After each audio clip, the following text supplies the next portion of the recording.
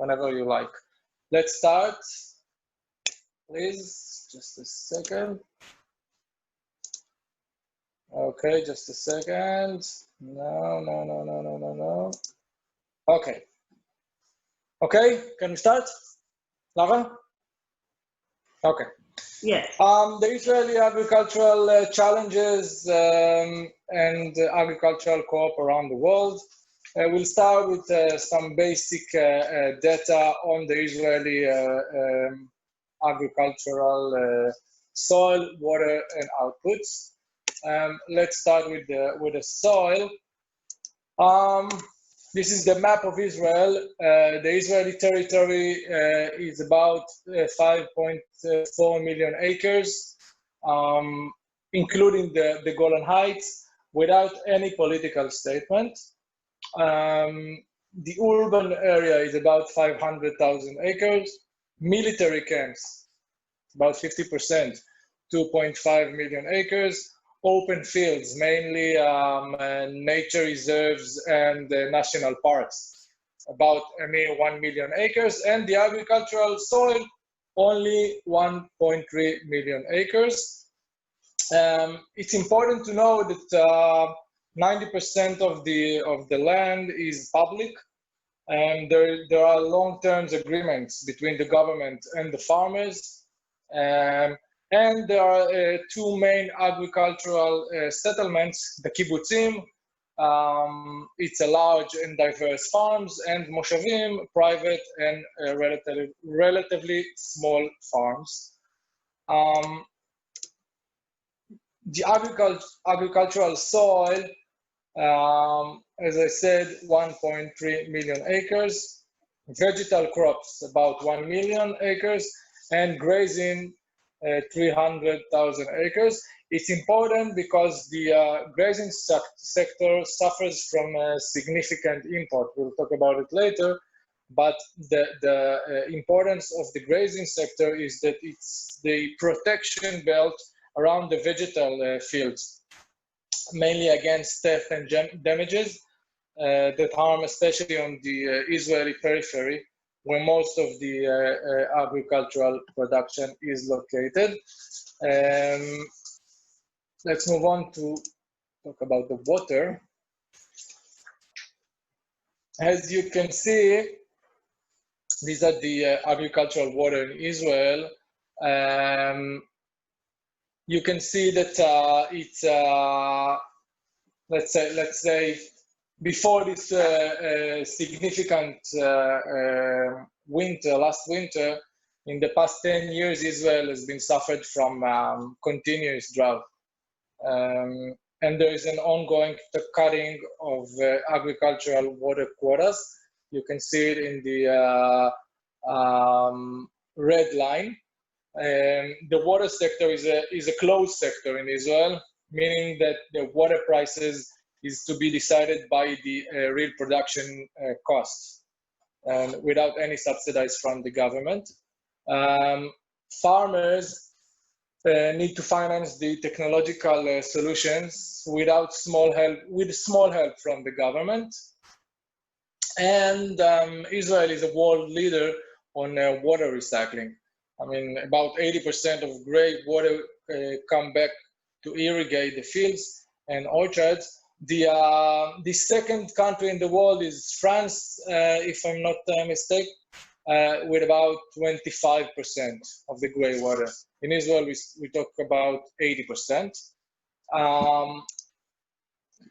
In here, it's in Hebrew, so I'll try to translate to English. It's the water consumption in Israel by sectors from 1960 until these days. It's in million cubic meters. The blue line is the overall consumption. The purple line, it's an agricultural consumption. The red line is industrial consumption. And the green line is home consumption. You can see that the agri sector is the only line, the only one in decline. So we need to grow more with less. I'm sure many of you work with Netafim company, so you know their symbol, grow more with less. It's let's say one of our main challenges in Israel, to grow more with less water. Okay, just a second. I can't see. Okay, so here we can see the agricultural outputs in 2015. You can see the main crops are fruits, about 18%, vegetables and potatoes about 20%, cattle, sheep and goats about 20%, and poultry 18%. Most of them, poultry, vegetables and potatoes, fruits, and cattle are located in the Israeli periphery. I mean, the central district of Israel near, around the city of Tel Aviv, it's not agricultural. Most of the agricultural fields are in the north and the south, and about 50% of the of Israel is known as desert. So it's a huge challenge. We'll talk about it in a few minutes. Main challenges. I wrote challenges and not only problems, because they bring us new opportunities all the time, and I think that's the reason that the Israeli agricultural industry is so advanced. So let's start with the worldwide political crisis before the corona and after the corona and through the corona. You can say that the Israeli agriculture traditionally based on export, mainly to the US and mainly to the EU and to the British Islands. So the ongoing political problems or crises in Ukraine by Russia and the Brexit and the currency changes rapidly. The outcomes of all that, it's the prices of agri products are in decrease, input prices rising, fuel, labor cost, fertilized water. Markets are in constant uncertain situation that that influence the ability to invest and to make long-term plans. And as you know, in agriculture, you must have long-term plans. Sustainable farming, it's a challenge. It's not a problem, and it's very important to deal with the climate changes. The global gap and the Europe gap standards are very important, but it forces the farmers to have additional costs and need to find new ways of growing and constant innovations. I think in one hand, it's really important to build strong and reliable standards, but you must keep them logical. And I think there are times that they are not so logical, but in general, it's important. Lack of government investments. I hope it will change now. In Israel, we have new government, but in the recent years, the Israeli governmental investments in the Israeli agriculture is declining, and the public investment in R&D is now the lowest ever been. And the Israeli farmers need to find alternative sources of investments and funding. You must understand that from the early years, The Israeli agriculture was known as world leader thanks to the collaboration between the academy and the farmers. That collaboration brought to the world new methods, irrigation, spoke about metafim, and new productions like red grapefruit, ori, cherry tomatoes, world record milk cows, and more. I just heard this morning that in one cow shed there is cow that can produce about 70 liters per day of milk. I mean, it's world record. That was the way to overcome the weather challenges and diverse growing areas. And I think it's a key step of becoming a world leader again, that the government will invest in R&D, in public R&D, and will subsidize the Israeli farmers again. It's not so simple regarding the coronavirus crisis, but I think it's needed. The cost of living uprising causes a significant increase in the agricultural inputs cost. As I've said,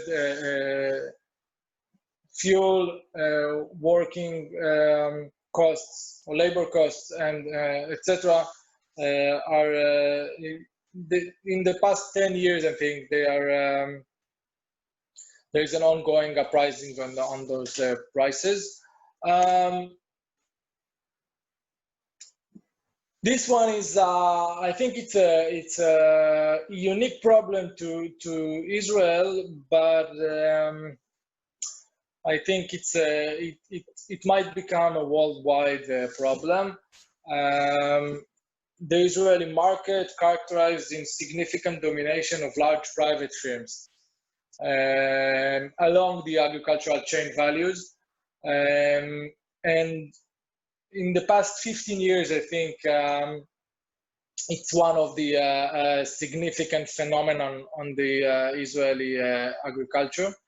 And if I'm not mistaken, we are going straight to the American shape of large corporate farms.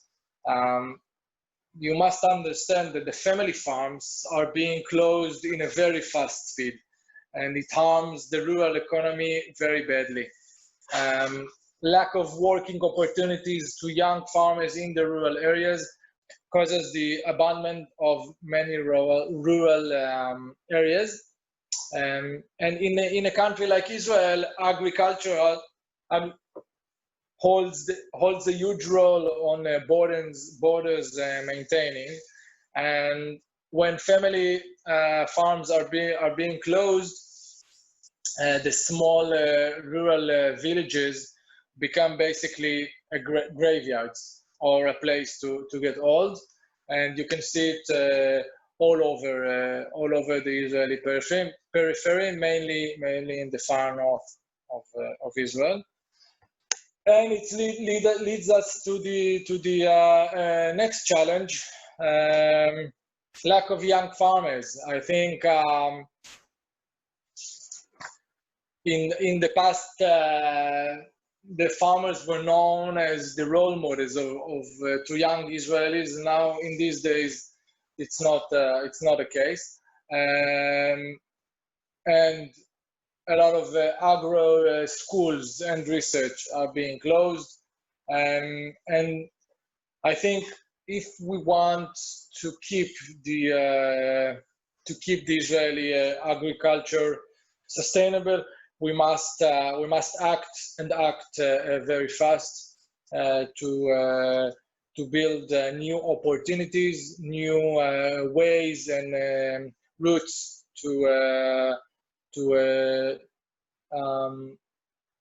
get the Israeli young people come back to and practice in agriculture. And I think the average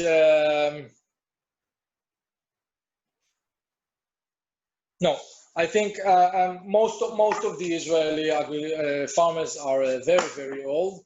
I think the average age is about 62, if I'm not mistaken, and it won't last. I mean, it won't last, and there's a decline from about 25,000 farmers about 10 years ago, and these days about 6,000 or less. So it's a huge problem. Now we'll move on to talk about the cooperation, but to sum up the chapter about the Israeli agriculture, I'll say that it was known as the one of the world leader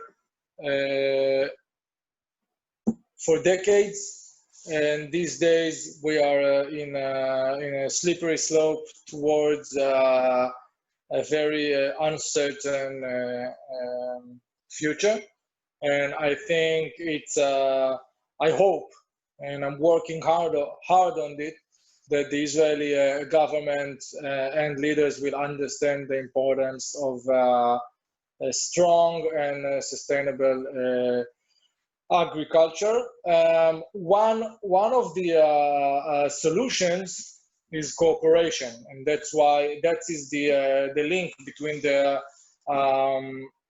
chapter about Israeli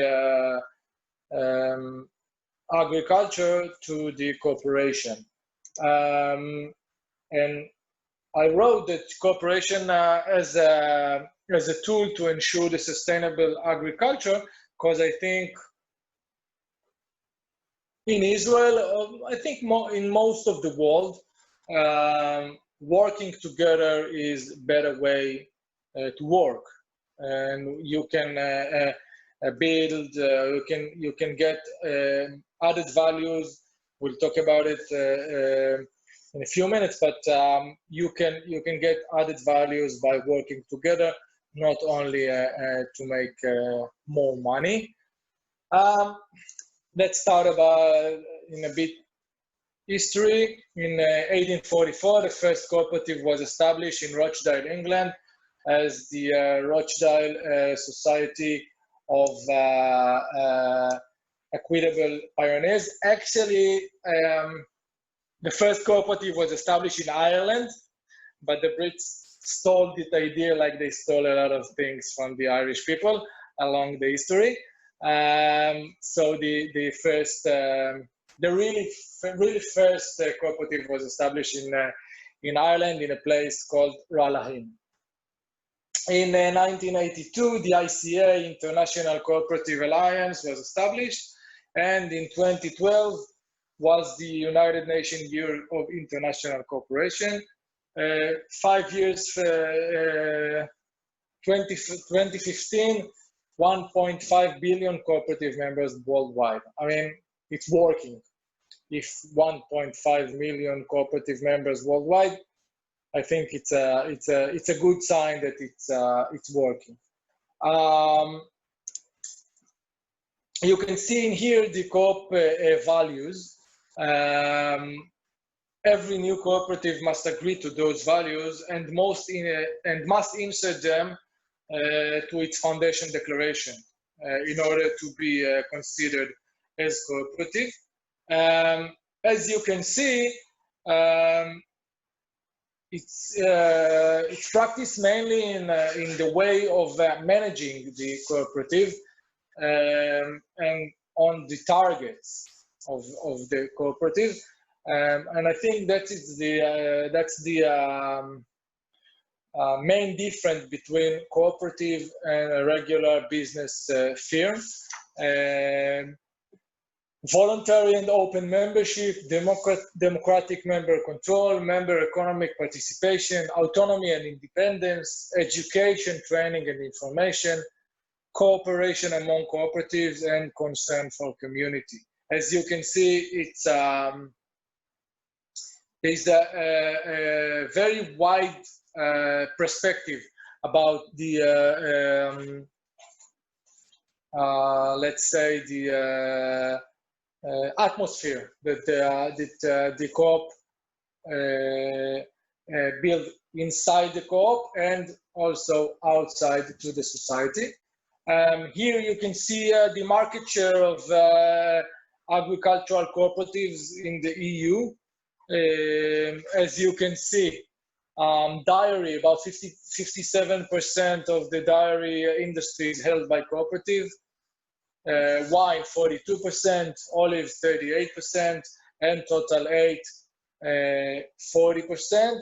And fruits and vegetables 42%. I mean, about almost 50% of the fruits and vegetables are held by cooperative. So I think the European people think it's working, and you can see it in here. Actually, I know the situation in Ireland, and I can say that during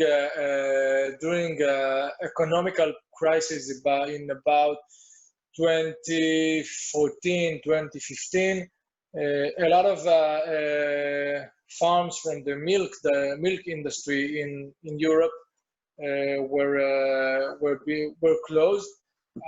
But in Ireland, that wasn't the situation, because 70% of the milk dairies are held by cooperative, and they managed to survive that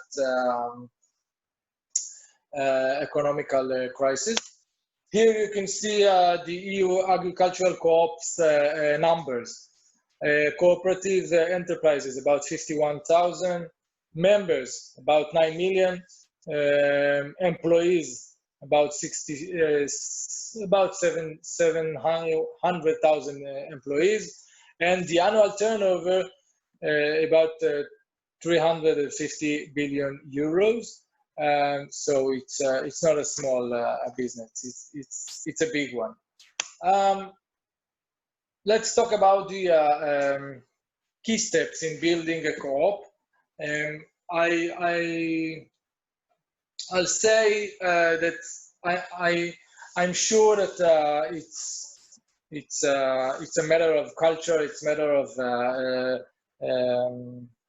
understanding the rules of each country. But in general, I'll say that there are few key steps of building a co-op that I think it's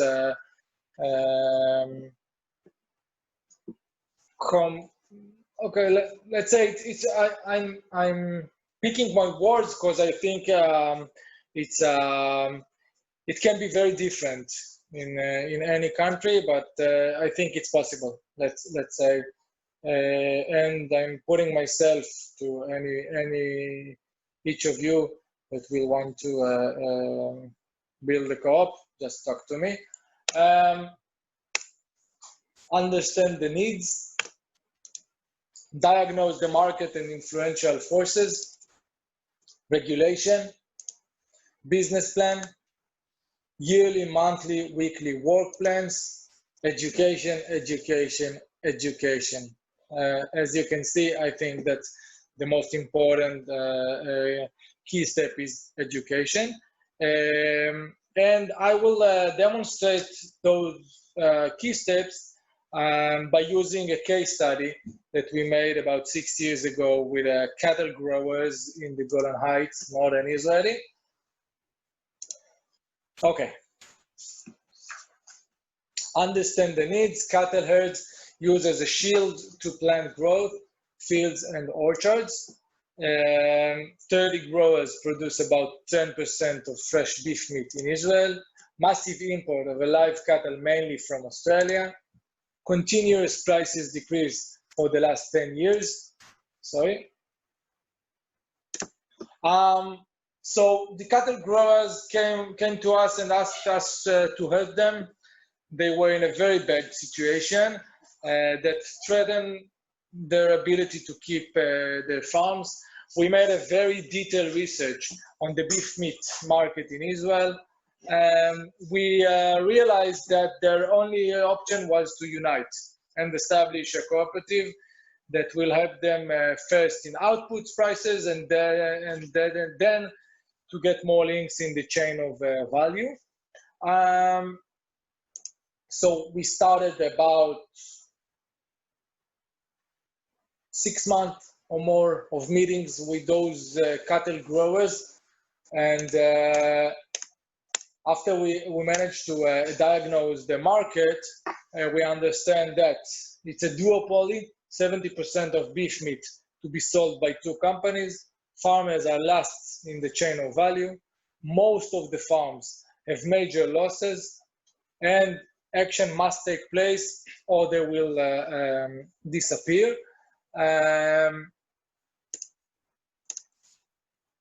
Regarding regulations, it's according to the Israeli law, 7 people must sign to the declaration of establishment of a new cooperative, rules of good governance, and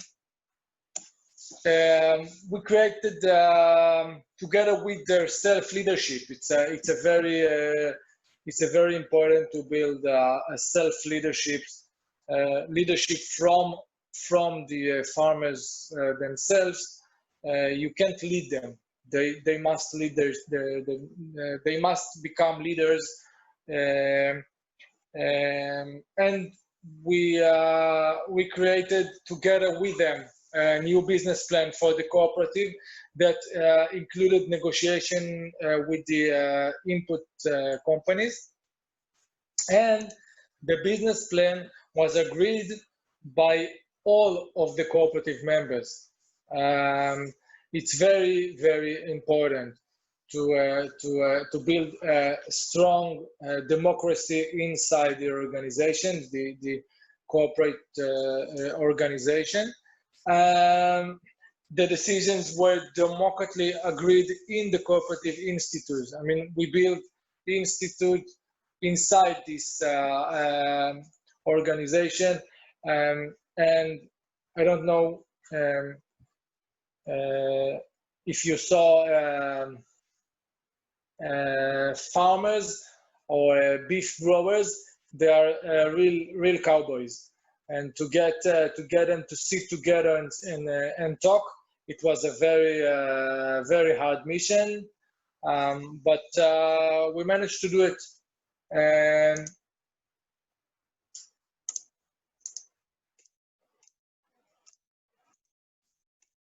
sorry. Okay, and we, as I've said earlier, it's very important to create a democratic institutions and cultivate self-leadership. If we won't be able, if the person, the chairman of the organization was a farmer like them, it was a beef grower like them, because they won't listen to me. They will listen only to one of their own, and that was a key step towards the success of this initiative. And the result: a live cooperative with strong sense of commitment, 10% decrease on input costs, a new high standard brand. Most of the growers still in the business. I think it's and you can see in the right side of the screen, it's the new brand symbol, and it means healthy meat in Hebrew.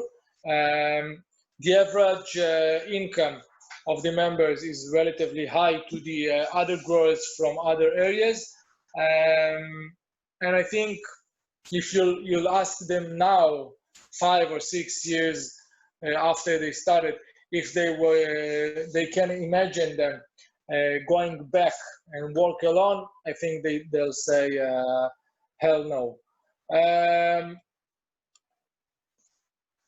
Another and important aspect of cooperative is the ability to break the glass ceiling for women. I think by creating a democratic institutions, we are able to open the doors for women leaders because there is an added value.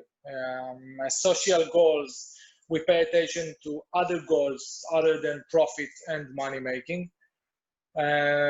Encouraging young female farmers to get into the business, it's very, very important.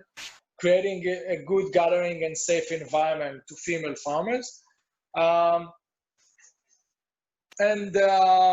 The power in unification is very, very significant. And I think it's one of the main challenges, I think all over the world, but in Israel, we suffered from a very mainly agriculture. You won't see a lot of women practicing agriculture, and I think it's very important to breaking this glass ceiling for women leaders, and I think the cooperative can make a very, very good soil for it. I think just a second, this screen was disappeared. There's a key role of to corporations in agricultural future. By working together, we're able to invest and to let loans to the members. We can build self-R&D centers to improve our members' situation. The cooperative can become a social center to young farmers or those who want to get into the business. And as much as possible, rely only on ourselves, members of the cooperative, and keep the value chains links by the farmers. It's very important. I mean, to build a strong business plan that managed to keep most of the value chains links inside the cooperative and working together. And we have about 4 minutes, if I'm not mistaken, so we'll go to the last slide. It's a poem. So hope for a great sea change on the far side of revenge. Believe that a further shore is reachable from here. Believe in miracles and cures and healing wells. It's from the Cure of Troy by Seamus Heaney, an Irish poet. Now for questions, Laura? Yes, so okay. We have several questions. For the beginning, about the cost of the water for irrigation per liter. Sorry, just a second. Yes. I can't see you. Why not? Just a second. What happened? Cancel sharing presentation. Now, where is the? I can't see you.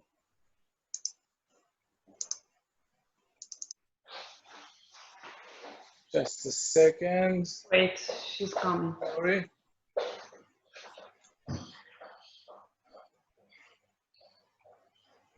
Do you have you hear me, huh? Yeah. Yeah, so maybe just about the cost of the water for irrigation per liter. Do you have a just a second. Oh, okay. Yeah, sorry. So about the cost of the water for irrigation per liter, Hassan wanted to know that. The cost of what is the cost? What is the cost of water for irrigation per liter? Per liter, I can tell you per cubic meter, it's about 30 cents, 35 cents per cubic meter, something like that. Okay. Great. And we had a question about water recycling. How water have been recycled in Israel? Because you said that 90% of water 80. is recycled.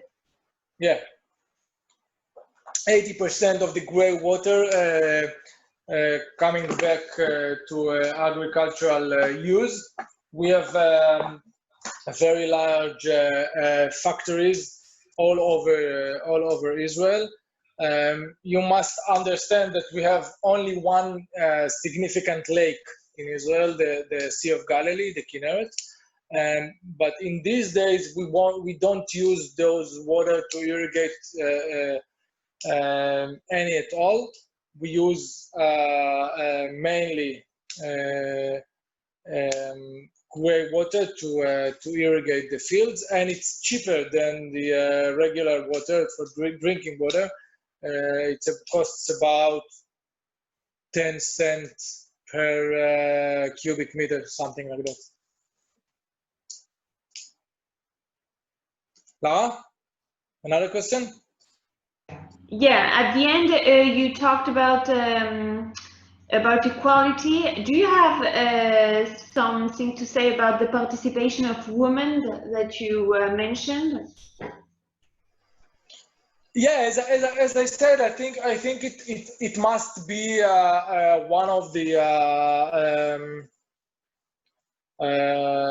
one of those things that the cooperative, because it's a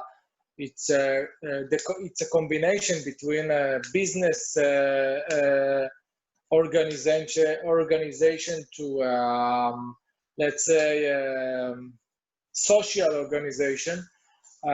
So this combination brings us the opportunity to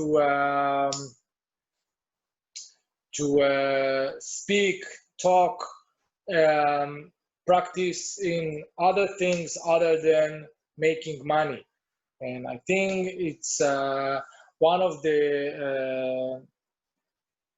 the most important thing to women to get involved is to build a safe environment. And by working together, we can do it. And I think I know for examples of women cooperatives in the Far East, in Vietnam, and I think it's very important that the cooperative will have other goals or additional goals other than making money.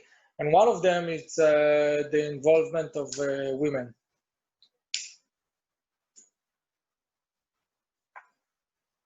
Okay, I have other question about, just a second, about what's the name, can you just remind us what's the name of the first Irish cooperative you told at the beginning?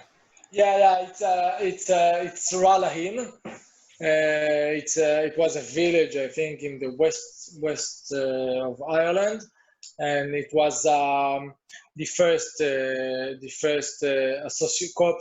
corporate association. But if you'll get to the ICA website, they'll talk about the Rochdale cooperative. But as I said, it's we must be straight and fair with the Irish. They built the first cooperative ever in Raleigh. How can we manage the self-sufficiency and efficiency at the same time? Didn't understand. Again, sorry. How can you manage the self-sufficiency and efficiency at the same time? What's the problem? Why it's a problem? Why is it a problem? I mean, if you have a very sustainable and strong business plan that taking into consideration the economical goals and the democratic and social goals, I think it's for a long term, it's building a more strong and reliable structure of business company, and I think you can see it in a small cooperatives like the Israeli kibbutzim or moshavim, and you can see it in very large cooperatives like Osprey, it's a cooperative, or CNH in the US, it's a cooperative. So I think it's not a. You can see the added value in here and in here.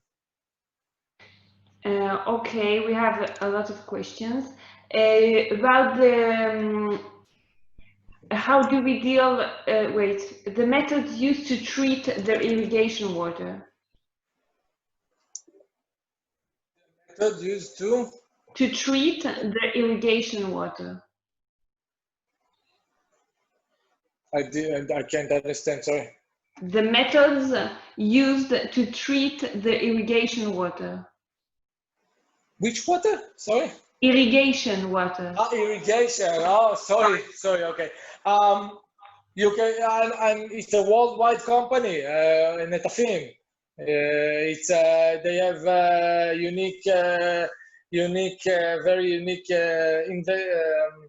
innovative ways to use water all over the world, also in deserts and in very harsh environments. You can see it all over the world. I think they got a prize from the UN on saving people's lives by using new technology of bringing water to rural areas around the world. But you can search online, Netafim, it's the company. Could you tell us how can we motivate younger people to go to farming? Yeah, it's very difficult, but I think the way let's say the basic thing must be that they will be able to live to get a fair salary and subsidized by the government. But I think these days, to be a farmer, you must understand in economy, in technology. It's not only working in the fields. So if you can build a smart, innovative, and reliable and sustainable agriculture, I think they will come. It's a huge challenge around the world. As I've said, in Israel, the average age is about 62 years of age to the Israeli farmers. So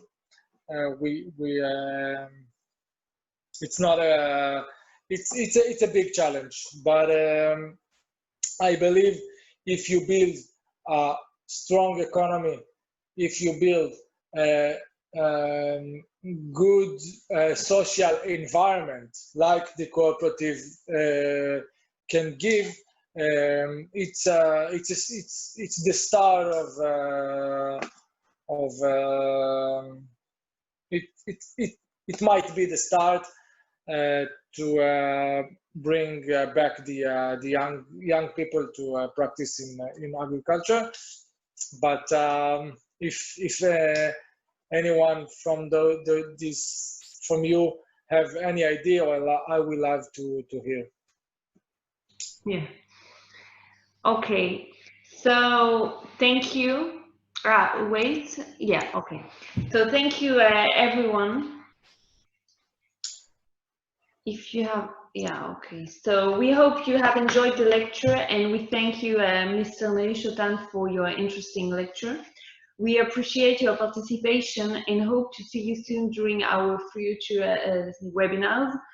You're invited to watch all our recorded lectures on our YouTube channel, Mashav MATC, and to invite, of course, your friends and colleagues to watch them too.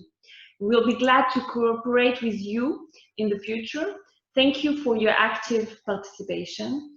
MATC Mashav Agricultural Training Center is encouraging you to invite your friends and colleagues that have a professional or personal interest in our subjects to join our coming up webinars. You can find all the information in our Facebook page, MATC Mashav, or in our Instagram account. Thank you, everyone. See you soon. Thank you. Thank you. Bye-bye.